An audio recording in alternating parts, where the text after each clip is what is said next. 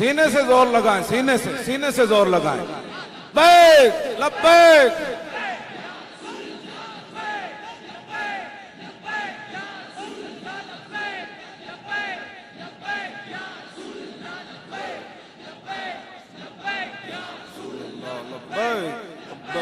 लब्बैक या रसूल अल्लाह, लब्बैक लब्बैक या रसूल अल्लाह, लब्बैक लब्बैक।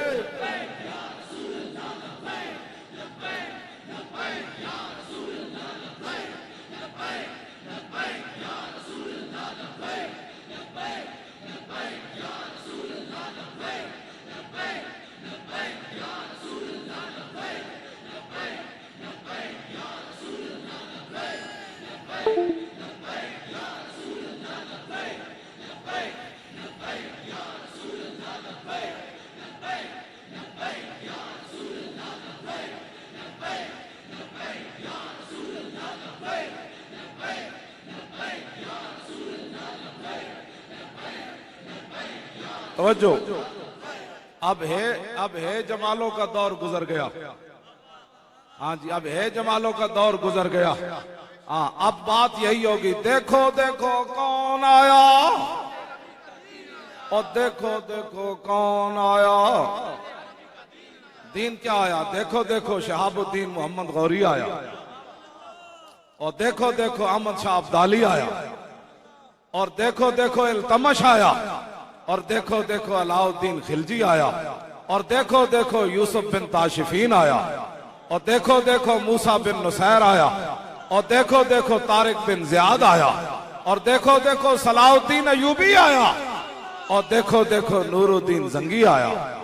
अब ये पाकिस्तान की तरक्की इसी में होगी। अब ट्रंप की जो जवाब है, जनरल साहब आप ट्रंप को ये बात कह दें, अपनी तरफ से उसको कह दें, तूने तो पता नहीं आना है या नहीं, मैं आ रहा हूं।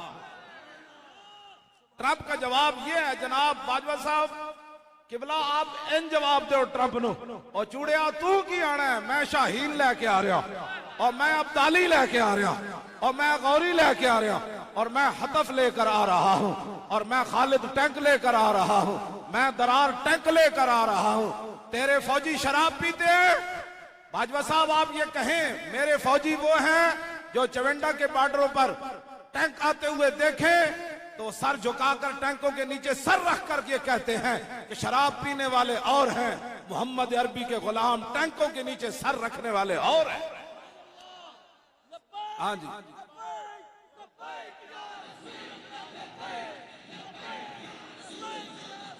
जोर लाओ जोर लाओ।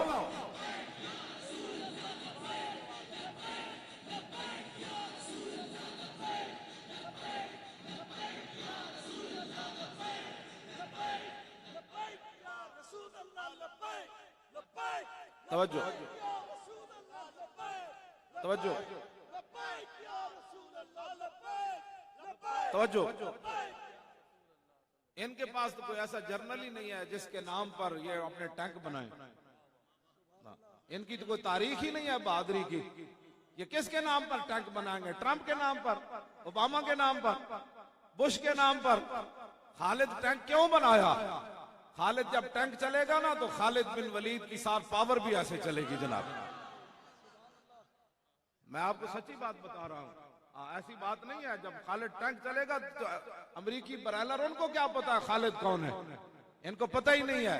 तुम्हारे पास तो पूरी तारीख में कोई ऐसा बंदा नहीं है। पृथ्वीराज और पृथ्वी सुल्तानुल हिंद के मुकाबले में पृथ्वी की क्या हैसियत है?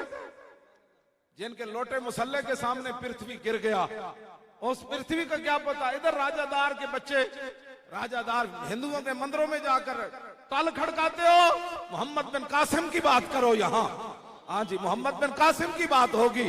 अब सिंध से मोहम्मद बिन कासिम के जानशीन उठेंगे और जो मंदिरों के अंदर जाकर मूर्तियों पर दूध चढ़ाते हैं उनको बताएंगे कि राजादार के वारिस और मोहम्मद बिन कासिम के मानने वाले और। ये आपने फैसला करना है। 2018 अब भी तैयारी शुरू कर दें यार। लोग बुरी बातें करने से नहीं शर्माते, लोग बुरे काम करने से नहीं शर्माते, लोग मूर्तियों पर दूध चढ़ाने से नहीं शर्माते, हुजूर की उम्मत को लूटने से लोग बाज नहीं आते, स्टेजों पर बैठकर शराब पीने से बाज नहीं आते, मुसलमान बच्चियों को स्टेजों पर नचाने से बाज नहीं आते, मुल्क लूट कर फिर कहते हैं कि हम कौन है। चोरों के इतने बड़े बड़े बोर्ड लगा दिए जाए, पंजाब में इतने बड़े बड़े बोर्ड लगे हैं चोरों के।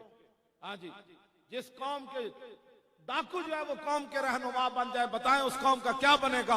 अब डाकुओं का राज चला गया, भत्ताखोरों का राज चला गया, अब मोहम्मद अरबी का दीन आएगा। आपको कोई कहे कैसे आएगा, उसने कहा वो आपने उसको यही जवाब देना है। फैजाबाद में जब हम चलने लगे तो हमें लोगों ने यही कहा कि वहां कैसे जाएंगे, आपके पास तो कुछ भी नहीं है, आप क्या करेंगे, आपके पास तो सामान नहीं है, वहां ठंड है, वहां खैमे की जरूरत है, रोटी की जरूरत है। मैंने अपने साथियों को इतना जरूर कहा, मैंने कहा जिनके लिए हम जा रहे हैं ना वो जाने, उनका काम जाने, चले तो सही ना यार। मैंने कहा मैं भी वहां लाइब्रेरी में पढ़ा रहता माजूरी के बहाने बनाकर। मेरे तो शागिर्द भी इतने हैं कि रोजाना आते, मेरे पांव दबाते, हाथ दबाते, हजरत जी सुभान अल्लाह, हजरत भी पासा परत के कहते इथों दर्द है, इधरों दबाओ। हाँ, मैं भी उसे पे रहा, मुझे बड़ा दर्द हुआ है कि खत्म नबूवत पर हमला हुआ, तो बताओ खत्म नबूवत के कानून पर पैरा होता। हाँ, बातों से बात नहीं बनती, बात चलती है मैदान में, मैदान लगाने से। हमने मैदान लगा दिया कि भाई आओ, ठंडी हवा भी चल रही थी वहां और मरी की हवा आ गई, फिर बारिश इतनी ज्यादा हुई कि जैसे सावन के अंदर बारिश होती है। तो हमारे नौजवान बच्चे, दिल से मैं घबरा गया था कि अब लोग भाग जाएंगे। लेकिन मैंने कहा इकबाल ये बात क्या बन गई, हमारे बच्चों ने कमीजें उतार दी और पानी नीचे से उनके बह रहा था, जमीन पर बैठ गए तो बारिश का पानी उनके नीचे से गुजर रहा था, ठंडी हवा चल रही थी, इसके बावजूद वो नारा लगा रहे थे ताजदारे खत्म नबुव्वत।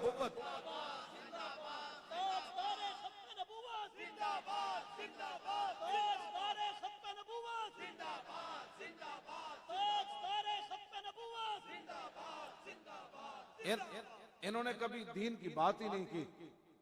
जब तुमने दीन, हमने तो वहां दीन अपने सामने दीन की मदद देखी, दीन ने हमारी पुश्त जो है वो जमीन पर नहीं लगने दी।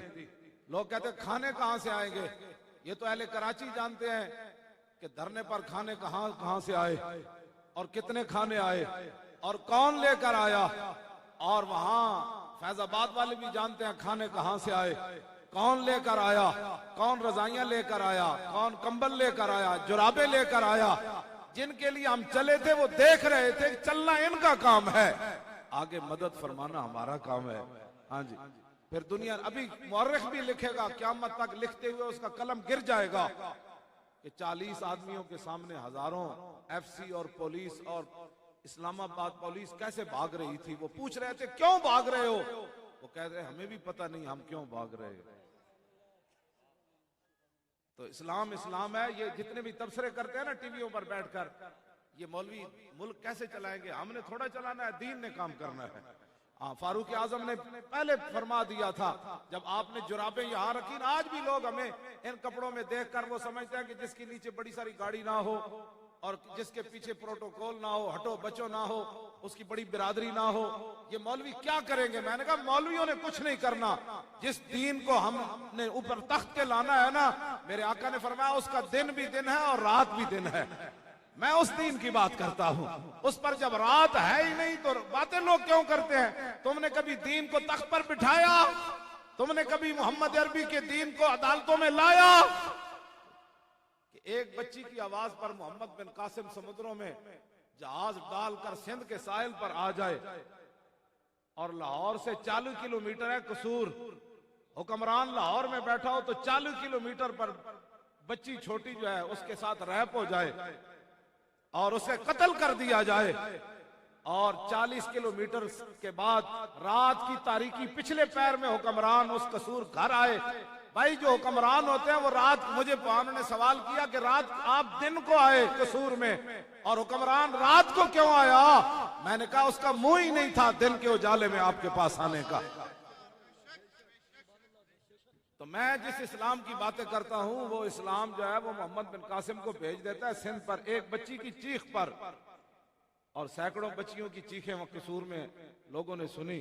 साल में 12 बच्चियों के साथ ऐसा मामला हुआ। तो अब ये कहते हैं कि जनाब वो मुझे अगर मगर नहीं चाहिए। मैंने कहा ऐसी बात नहीं है, जैसे तुम्हारा ऊपर वाला मिजाज है, तुमने अपनी बच्चियों की सौदागरियां की, तुमने अपनी बच्चियां बेची, कतरी शहजादों को तुमने अपना वतन के जमीन देकर उनके अयाशी के सामान मुहैया किए, तुम किस मुंह से कसूर की बच्चियों की हिफाजत कर सकते हो? कसूर की बच्चियों की हिफाजत तो मुसलमानों की वो फौज कर सकती है। जब मुसलमानों की फौज, इमाम नसाई जानते हैं ना, वो उस गांव के इमाम नसाई जिनकी सियासत के अंदर किताब मशहूर है, उस गांव के अंदर जब मुसलमान फौजें गई हमला करने के लिए तो मर्द सारे भाग गए। तो जब मुसलमान फौजों को पता चला कि वहां तो कोई मर्द रहा ही नहीं, तो उन्होंने ये नहीं कहा कि चलो गैरों की औरतें हैं आज अकेले हमारे हाथ चढ़ गई। मुसलमान फौज आंख झुकाकर उस गांव से वापस आ गई। मैं उस इस्लाम की बात करता हूं। हाँ, गैरों की बच्चियां भी हो ना, तो मुसलमान फौज वहां चली जाए तो उस शहर में दाखिल नहीं होती कि हम जिनसे लड़ने के लिए आए थे वो तो हिजड़े निकले, औरतों से तो जंग नहीं ना करनी। हाँ जी, तो हमने जिस नबी का कलमा पढ़ा है उन्होंने तो ये फरमाया। हजरत जरीर बिन अब्दुल्लाह अल बजली ने पूछा, हुजूर अचानक नजर पड़ जाए गैर महरम औरत पर, फरमाया इसरिफ बसरा का फइन्नमा लकल ऊला व अलैका सानिया, फरमाया दोबारा गैर महरम औरत पर नजर न डालना, पहली तो रब माफ कर देगा, दूसरी माफ नहीं करेगा। मैं जिस दीन की बात करता हूं वो दीन गैरों की बच्चियों की हिफाजत के लिए भी अपनी फौजों को वापस भेज देता है। और तुम जिस बातें करते हो स्टेजों पर गैरों की बच्चियां तुम्हें शराब की बोतलें पकड़ाएं तो तुम आगे कपड़ा रख के पीते हो, और फिर हमें कहते हो मौलवियों के हलवे को खतरा पड़ गया। मैंने कहा ना ना, हमारे हलवे को कोई खतरा नहीं है। हमारे हलवे के अंदर सूजी होगी और घी होगा, वो भी डाल्टा पड़ मिल जाएगा, लेकिन हमारे हलवे को कोई खतरा नहीं। खतरा है उन तुम्हारे करतूतों को। जब इस्लाम आएगा तो पूछा जाएगा कि सैनमे के टिकट ब्लैक करता हुआ आदमी महल का मालिक कैसे बन गया।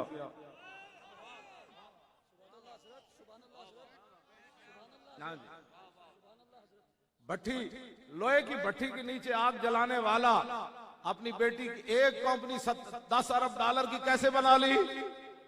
ये इनको ये खतरा है। इंशाअल्लाह आप बिल्कुल बेफिक्र रहे, आप दीन का काम करें, इन्होंने खुद भाग जाना है, हर बंदा काम करे। अब जी तवज्जो जी, ये बात इंशाअल्लाह नारे लगेंगे, अभी तो और भी लगेंगे ना। अभी तो मैं बात थोड़ा सा, वो कहते हैं मंशूर क्या है। मंशूर पाकिस्तान की तरक्की में आपने अनुमान क्या रखा? रुकावट कौन? रुकावट जरदारी। हाँ जी, रुकावट जिसको आपने लंदन के अंदर जलावतन कर दिया, रुकावट वो था। कराची की तरक्की में रुकावट वो डाकू था। जब आपने डाकू को बाहर भेज दिया तो कराची में अमन आ गया। हाँ जी, वो डाकू आपने भगा दिया उस डाकू को, तो देखें कराची में अमन आ गया। हर तरफ सुभान अल्लाह लब्बैक के नारे। हाँ जी, मुझे अगर व्हील चेयर पर भी तनहा ले जाया जाए ना, मैं खुद भी व्हील चेयर चलाकर अपनी रहशगाह पर यहां से चला जाऊं तो कराची में इतना मन है कि मुझे कोई गोली नहीं मारे। हाँ जी,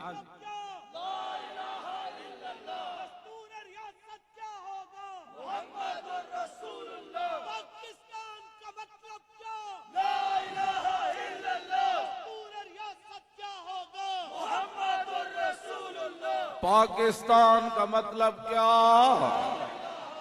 ला इलाहा इल्लल्लाह की ज़रब लगाए, मंदिरों में जाने वाले घर बैठे बैठे मर जाएं।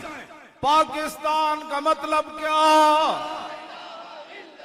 अभी ज़रब नहीं लगी भाई, अभी तो समुद्र में भी ज़रब जानी है, अभी तो मोदी की तरफ भी जानी है, अभी ट्रंप को भी पता चलना है कि ये तो समुद्रों में घोड़े डाल देने वाले आ गए कराची के साहिल पर।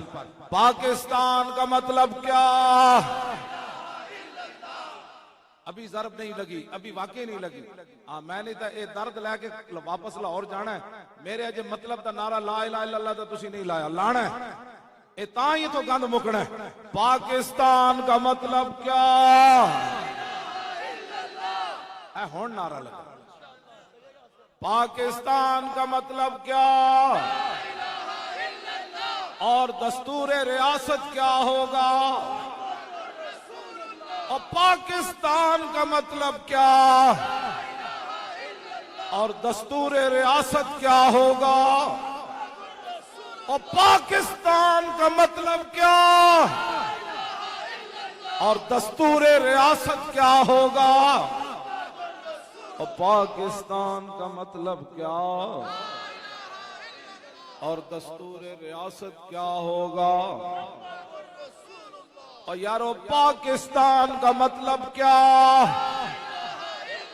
और दस्तूर रियासत क्या होगा। और पाकिस्तान का